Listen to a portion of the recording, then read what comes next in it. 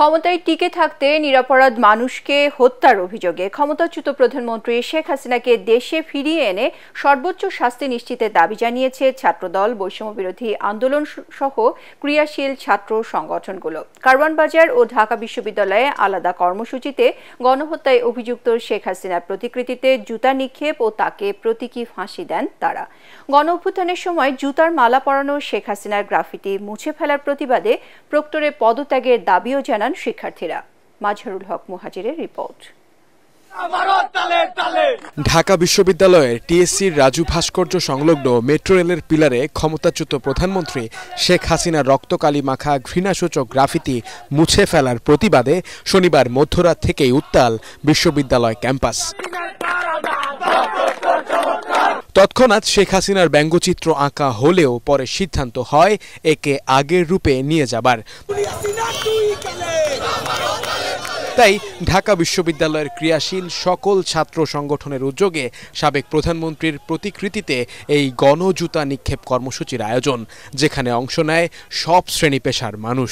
এটা আসলে সবার কাছে একটা মেসেজ যে আমরা স্বৈরাচারীর বিরুদ্ধে সবসময় সদা জাগ্রত আছি। কেউ এভাবে আর আমাদের হারাই দিতে পারবে না, দমায় রাখতে পারবে না। আমরা রাষ্ট্রের প্রশ্নে সবাই এক, স্বৈরাচারের বিরুদ্ধে সকলেই আপোষহীন। এই সরকারের কাছে আমাদের একটাই দাবি যে শহীদদের স্মরণে বা যা অন্যায় করেছে, লুটপাট করেছে, তা যোগ্য শাস্তি দেওয়া হোক, তাকে দেশে এনে। যদিও জুলাই বিপ্লবের গ্রাফিতি মুছে ফেলার ঘটনায় দুঃখ প্রকাশ করেছেন বিশ্ববিদ্যালয়ের প্রক্টর, তবুও তার পদত্যাগের দাবি তোলেন শিক্ষার্থীরা।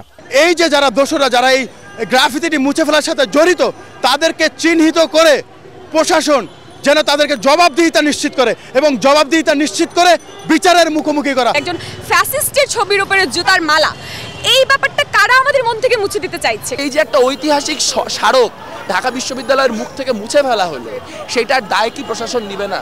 সেটার দায় যদি তারা নেয় তাহলে তো আসলে আমাদের বলতে হওয়ার কথা না, প্রক্টরের নিজে থেকেই ক্ষমা চাওয়ার পরবর্তী স্টেপ হিসেবে পদত্যাগ করার কথা। একই সময় কারওয়ানবাজারে ছাত্র জনতার হত্যাকারী আওয়ামী লীগ সহ দলটির অঙ্গ সংগঠনের শীর্ষ নেতাদের দ্রুত গ্রেফতারের দাবি জানায় ঢাকা মহানগর উত্তর ছাত্রদল। অন্তর্বর্তীকালীন সরকারের উপদেষ্টাদের কাছে বলতে চাই, আমরা আপনাদেরকে নিয়ে অনেক আশাবাদী। আপনারা আমাদেরকে আশাহত করবেন না।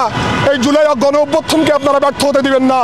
হাসিনা এবং তার দোসরদের অবিলম্বে আইনের আওতায় আপনারা আনতে হবে।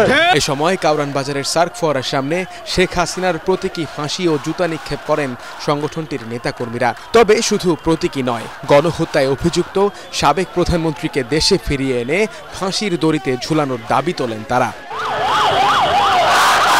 মাজহারুল হক মুহাজির, ATN বাংলা, ঢাকা।